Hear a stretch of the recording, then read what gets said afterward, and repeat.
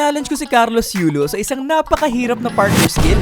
Ang tawag sa skill na to ay ang Kong Gainer at pawang mga profesional lang sa parkour ang mga nakakagawa sa skill na to. Kakayanin kaya ito ng isang 2-time world champion sa gymnastics? So step 1 ay pre-practice muna ni Kaloy ang maglanding sa kanyang likod. Step 2, susubukan naman niyang makahugot na ng backflip mula sa pag-vault. Step 3 ay i-commit niya na talaga ngayon ang Kong Gainer.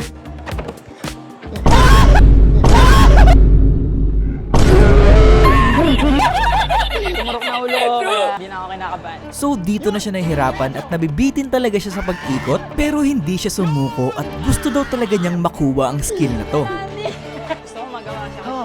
Hanggang sa ito na yung sumunod na nangyari.